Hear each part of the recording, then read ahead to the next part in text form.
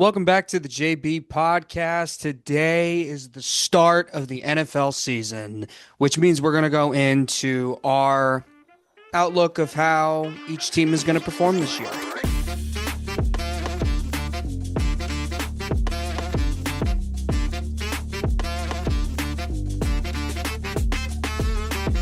So we're starting with the AFC part one right here. This is a conference that, I kind of feel similar to last year. There's like a lot of weird teams and a lot of teams that I could see making the playoffs, but also teams I could see underwhelming. And there's also some teams that I think could surprise.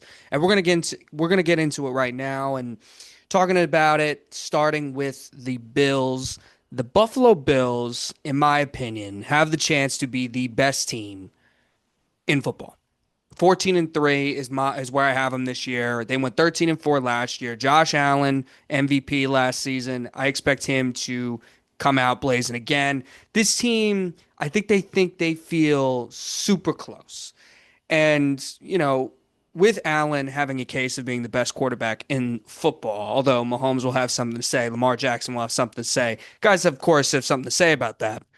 As far as the regular season goes, I expect Buffalo to be there. Now, we're going to get into my Super Bowl pick later on, but as far as the regular season goes, Buffalo has it handled, in my opinion. 14-3 is where I have them. Like I said, even in years where I came into doubting the Buffalo Bills, they still have overperformed and they still have performed.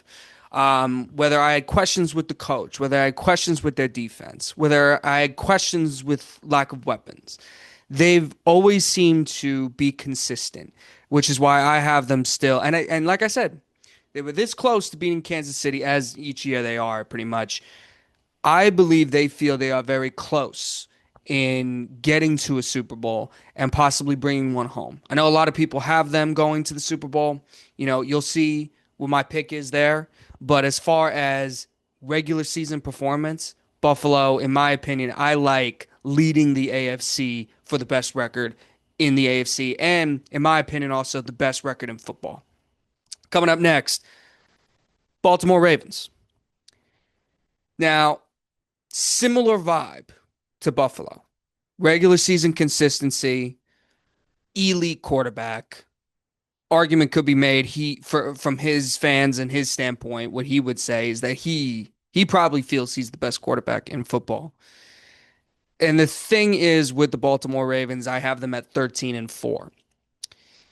It's more of, if we're looking at it as a team, do I trust Lamar Jackson in a playoff setting? I don't. And he's given me no reason to, quite frankly.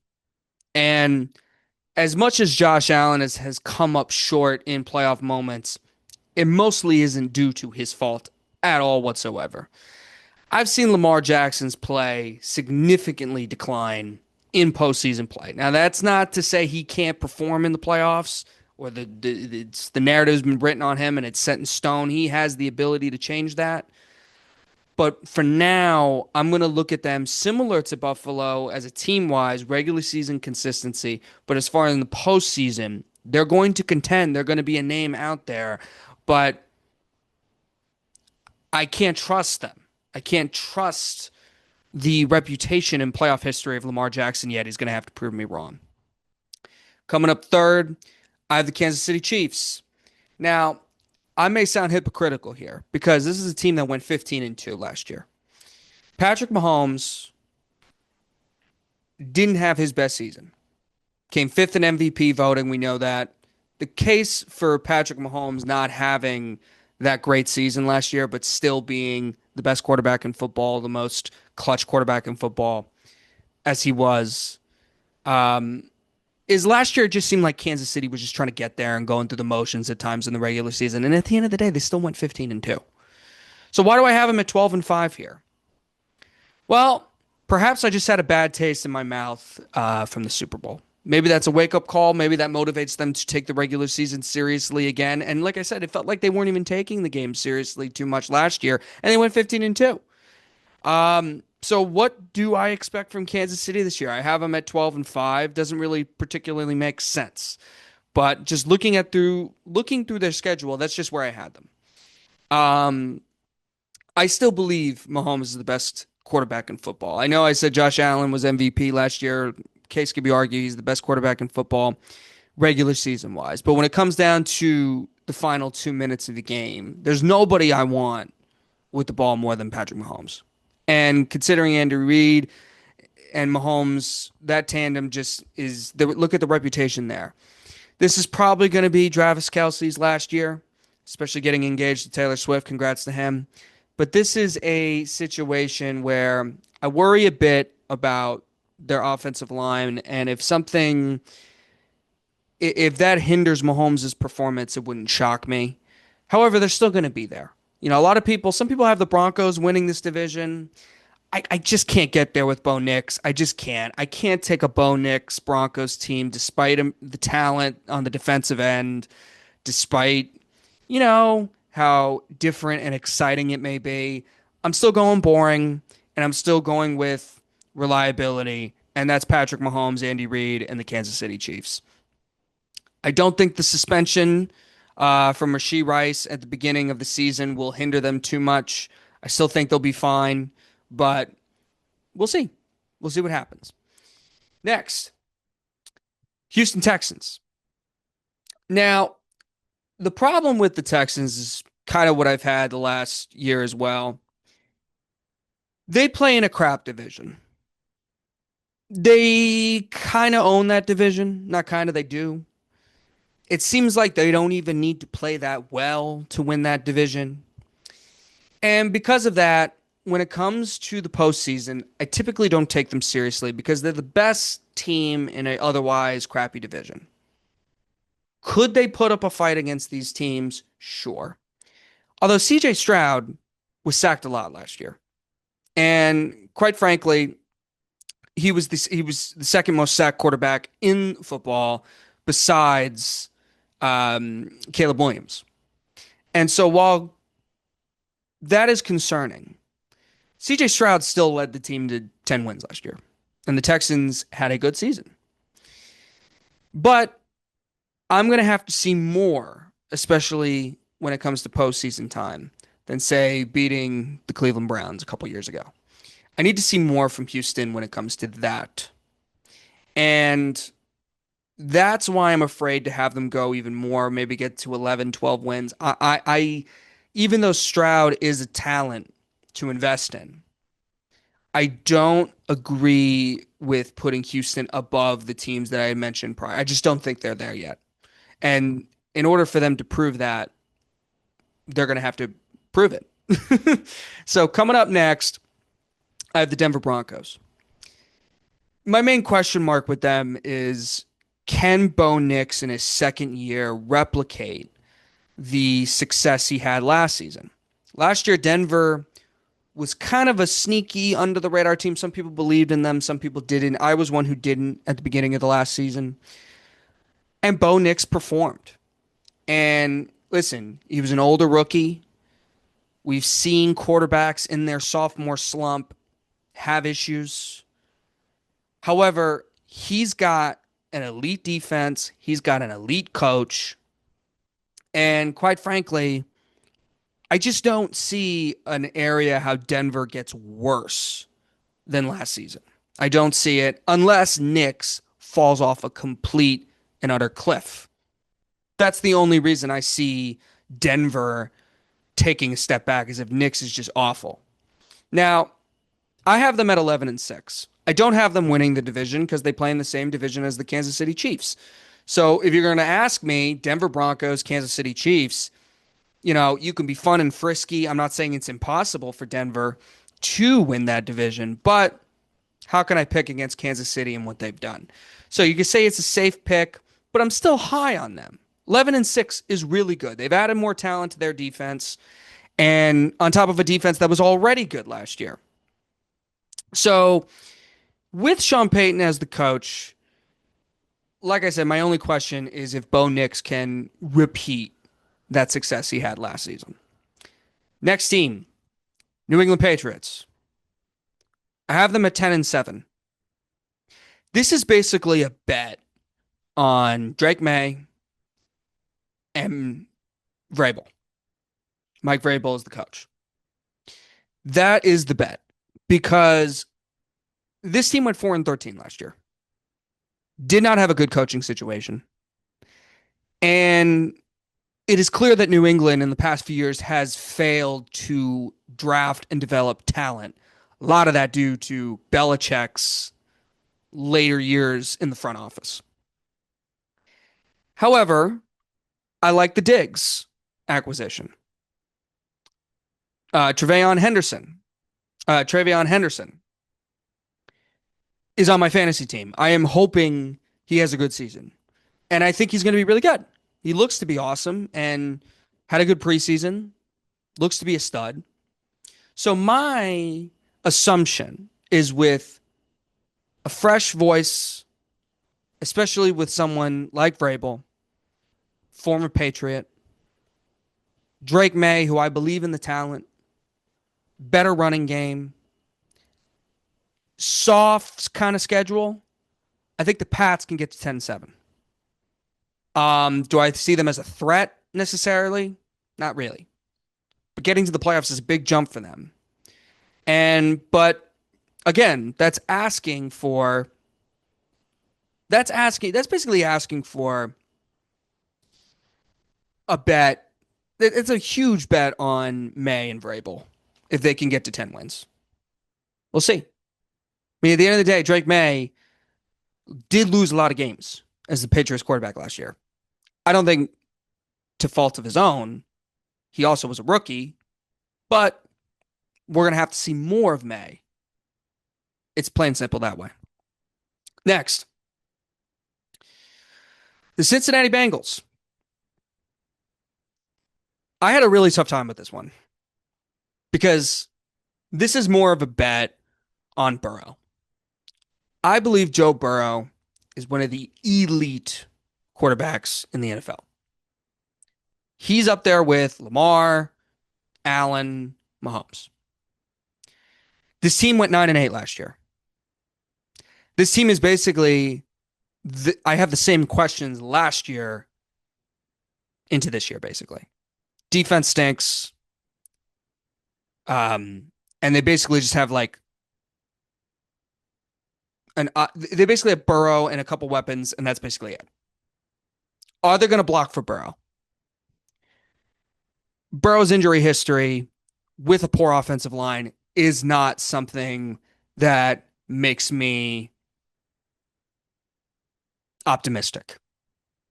But the reality of the situation is this guy did go 9-8 last year. I do think the AFC is a bit weaker this season. There's just a lot of teams that I can see increasing their win total. New England, I gave an example. So I have Cincinnati at 10-7. And I have them as that last playoff team, that seventh playoff spot, which I don't think is crazy. I think a lot of people see them as like, hey, I could see them getting there. I think when you start to go over 10 wins is when people are like, not comfortable, especially with that atrocious defense. And the fact they went 9-8 last year, it's like not much is different from Cincinnati's side. So I have them there mainly because I just prefer the Bengals over the teams below them. And we're going to get into that right now because the reality is I just trust Burrow more than just these teams under them. That's how good I think Burrow is. So coming up next, the team I have just missing the playoffs. This could be controversial. I don't really care. As the Los Angeles Chargers. Just missing it at 9-8. This team won 11 games last year. Hated what I saw from the playoffs. And you know what? Wouldn't shock me if they replicate a season like that, where it's just like good in the regular season. Maybe they're just a consistent regular season team. And then you're going to have to hold your breath for Herbert in the postseason. It feels like everything has to be perfect for the guy because everyone defends him like crazy and the talent and all that stuff. And listen, he's done stuff in this league. He's clearly a talented quarterback. But how can you defend his postseasons? You just can't. You can't defend your postseasons, and it leaves a bad taste in my mouth going into this year in particular. So, could they make it? Sure, they can. Like I said, have them at 9-8. I think you're gonna have to win 10 games in order to get into the playoffs in the AFC. And who knows? Maybe I'm wrong. Maybe you only have to win 9 games. We'll see. But I think it's gonna have to be 10, assuming some of these teams are competent. And the Chargers can win 10 games. I just don't trust it. I just didn't like what I saw in the postseason last year. I don't like the vibe of the team right now. I like the teams ahead of them a little bit better. I guess the team you could easily convince me is Cincinnati and New England. Like they could be better than those teams. I'm not going to sit here and tell you those teams are way better, but it's just as far as the vibe goes in Los Angeles, I don't know. I just don't care for it, and maybe that's just a you know maybe that's just a crappy criticism. But I don't know. I just don't see Los Angeles, you know, being better than those teams. Coming up next, New York Jets. New York Jets are 8-9, in my opinion, this year.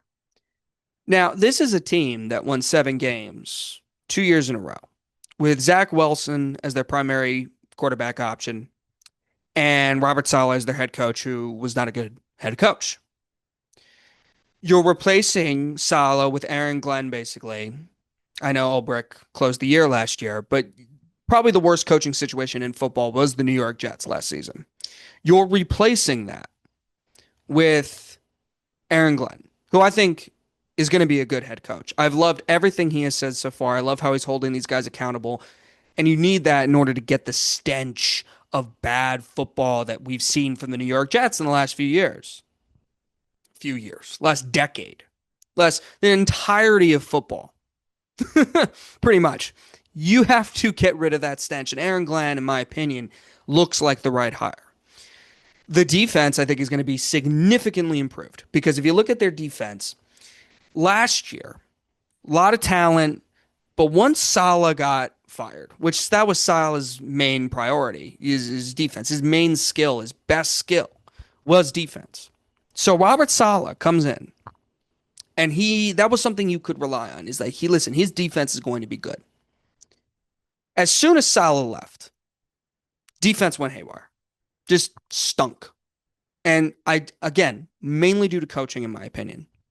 So you bring in Glenn, again, a defensive guy. I expect the Jets to be an ugly watch, fun to root for team. It's just their passing game you can't get behind with Fields. Justin Fields, is there a world where it's possible where he leads this team to a 7th spot in the postseason? It could happen. We've seen Justin Fields play decent enough football in the last year and a half, basically. Ending that Chicago Bears season, we didn't see Caleb was much better the next year. And in Pittsburgh, got off to a 4-2 start. Was benched for Russell Wilson, who is also no longer there and ended the year on a 6-game losing streak. But that being said, you have Justin Fields as your quarterback who hasn't been playing atrocious football the last year and a half. He hasn't. So what do you have there? Aaron Glenn to me is somebody that if Fields is that bad, he's going to hold him accountable and he's going to play Tyrod Taylor, who's a good backup quarterback option. So I expect the Jets to compete in each game. I also think they have a lot of winnable games towards the end of their schedule, which means 8-9 could be better, could be worse. I think they're over under 6 right now, 6.5. I see them going over that. I think last year was a waste and just a year that so much went wrong that I can't see that happening again this year. They have no distractions in that locker room, it looks like. I know they have an injury to Vera Tucker. Dude's always hurt.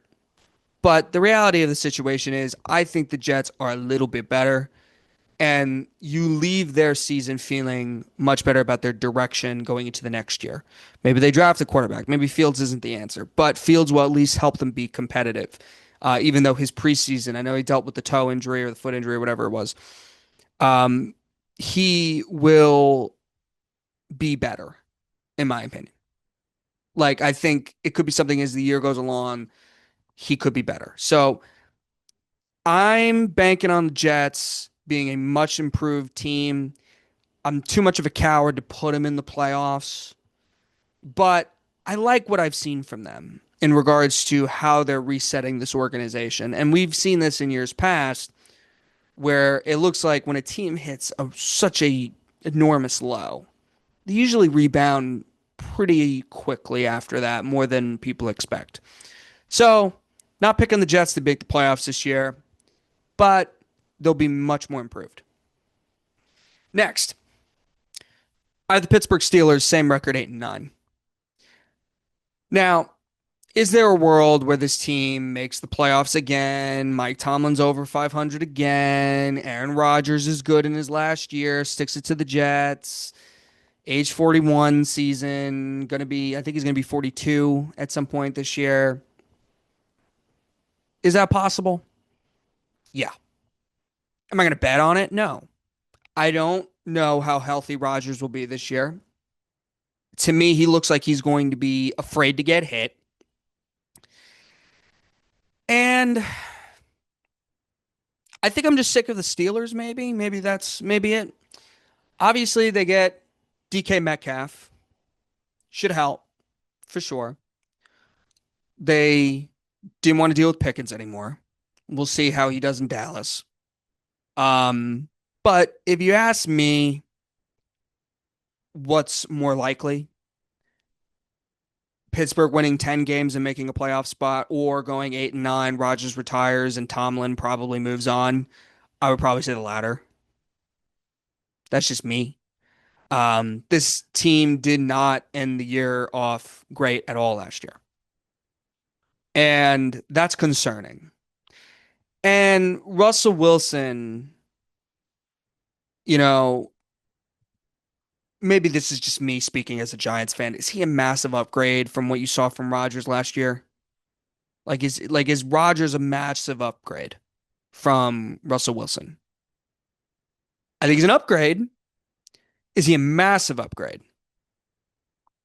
We're gonna find out. We're gonna see. But I feel better about the other teams going into next year. Now, maybe I'm just being boring and I just don't see the Steelers making the playoffs because I want to pick a team that, excites me, whatever. I just don't trust the Rodgers thing. After what I saw last year on the Jets, I understand it's a different organization, whatever. A lot of people wanted Rodgers back on the Jets this year. But I just don't trust it. And if you had to ask me, Pittsburgh is probably not, well, Pittsburgh is definitely going to try and get a new quarterback after Rodgers because this is the last season. From what I've seen from Rodgers the last few years, I just can't bet on it. So Steelers 8-9. Next, this team I could see making a better push, and that is the Las Vegas Raiders. Biggest acquisitions: Ashton Genty, Geno Smith, Pete Carroll. Their running game should be a lot better. Their talent, better. Geno's a massive upgrade at quarterback. He's familiar with this coach and Pete Carroll, who helped him in Seattle early on. I really like this team, and I wanted to put them above the others, and I still think they can. It wouldn't shock me if the Raiders are better than the Steelers or the Jets or the Bengals or the Pats. Wouldn't shock me. They play in such a loaded division, though. And if you're going to put them in, you're basically saying the Chargers are going to be worse. And the Chargers did win 11 games last year. And I just can't do that. I just can't, with the overall talent on this team, I can't. This team did have a bad coaching situation last year.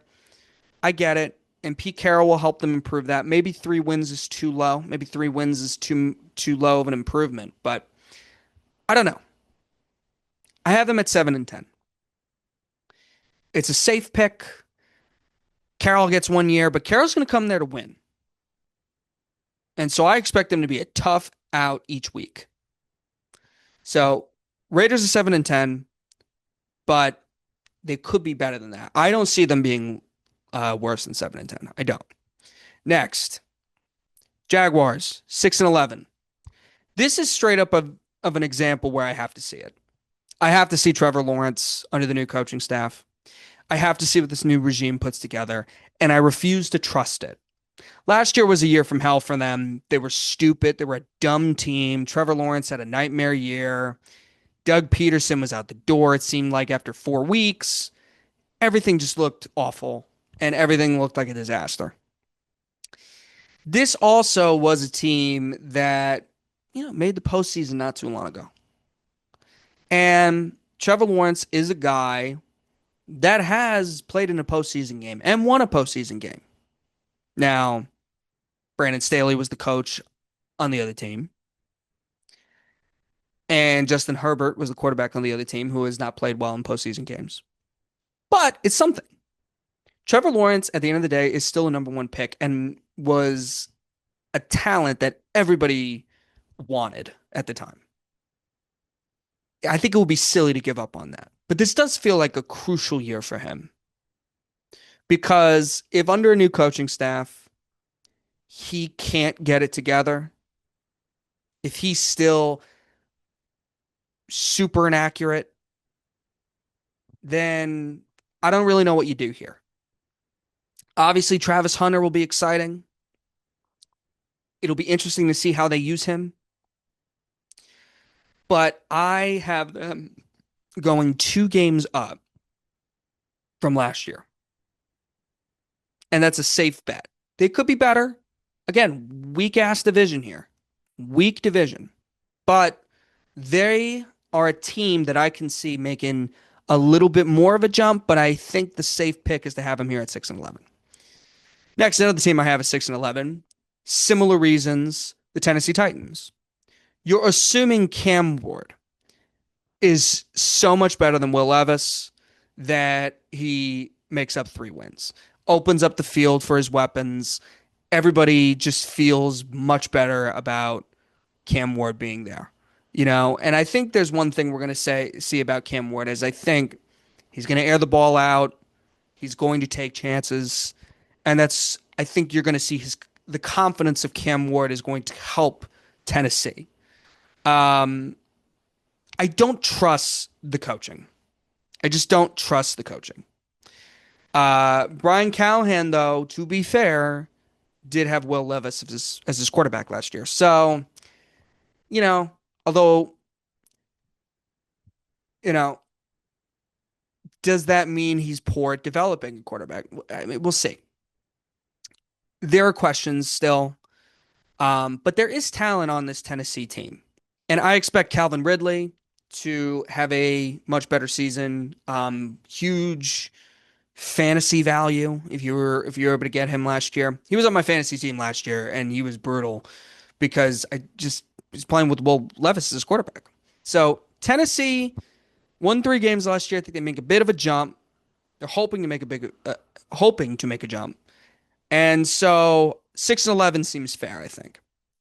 Now, here's a team that it may not seem fair, but I hate their vibes, and they have the number one candidate to. They're the number one candidate in regards to a coach getting fired midway through the season, or at least at the end of the season.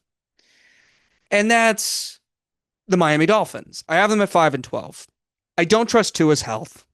I hate the vibes. I hate how Tyreek Hill was talking at the end of last season. It just seems like this team is dead in the water, no pun intended. And Mike McDaniel, it just seems like his voice has run out. Wouldn't shock me if the Dolphins get off to a brutal start, McDaniel's gone, and they start to play a little bit better. Also wouldn't shock me if they're kind of the same old Dolphins, where the talent is there but helps them a little bit. I just can't trust it. I like these other teams better. I just do. I like the vibe more of the Jets. I like the vibe more of the Pats. And even though I think a Dolphin fan could argue, well, are we that much better? Are we that much worse than those teams? I understand that. But your head coach is not in the situation those head coaches are in. It seems like he's on a leash right now. And usually when you see moments like that, it could it could turn into good things, but most of the times it doesn't. So I expect the Miami Dolphins at 5-12, and I expect that organization to make major changes after this season. Cleveland Browns, I have at 4-13. This team won 3 games last year, and their quarterback situation, I don't anticipate to be as bad as last year. Again, though, they still are starting Joe Flacco week 1. This was a team that made the playoffs 2 years ago with who name it's quarterback. Their coaching situation, I think, is fine. So I do expect though that they really want to take a look at the QB prospects next year. And I understand they took 2 rookie quarterbacks. I think it's more like throwing shots in the dark, seeing if they can maybe hit on one. Maybe you hit on Shador. I mean, Shador was pure value that late. I do expect to see Shador get in at some point because it's going to be a distraction if he's just sitting on the field and Cleveland's losing games. Just is. And I don't know whose fault that will be. We'll have to see as the season goes along. But I think there's a lot of reasons why people passed up on Shador because having him as a backup, and if your team isn't very good, that's why I thought Pittsburgh would be a really good spot for Shador. They clearly weren't interested because they clearly were thinking Rodgers. I thought Shador would have been a really good addition to them because you get him with a coach like Tomlin, who, despite what I said earlier, I mean, can't be argued. He's still a great coach. Getting him in that situation, I think, would have helped him significantly. He's in Cleveland, not a bad coaching staff, in my opinion. I mean, we're going to see this year how things go along, but I think the QB prospects next year is what they're really more interested in. They re-sign Myles Garrett, clean up that whole mess. The Deshaun Watson thing is going to be hanging over their head with that contract, but he's not healthy, so he's not going to be a factor. I have them competing in games, but ultimately going 4-13. Next, this is my worst team in the league candidate. That's the Indianapolis Colts. I watched Daniel Jones play last year. I believe Brian Daboll's a good coach. I believe Joe Shane, despite what you'll see, is a more competent general manager than most people think. With that being said, they cut Daniel Jones midway through the season last year and were putting DeVito in and Drew Lock. So Daniel Jones was that bad. He had a couple moments, and they've given up on Anthony Richardson, which is interesting and something I think is an organizational failure. Because if you're giving up on Anthony Richardson like that for Daniel Jones, that means you're more interested in the draft next year, which means this team is going to suck. This team, I don't think, is going to go 8-9 like they did last year. There's talent there, but if Daniel Jones is your quarterback, you still got Jonathan Taylor in the running game. I get it. Taylor was on my fantasy team last year, had rocky moments. I just, I don't trust the court. I think the QB room is just that bad. And despite some talent that could be there, despite all that, I just don't see it. This team, in my opinion, goes 3-14 and is the worst team in football.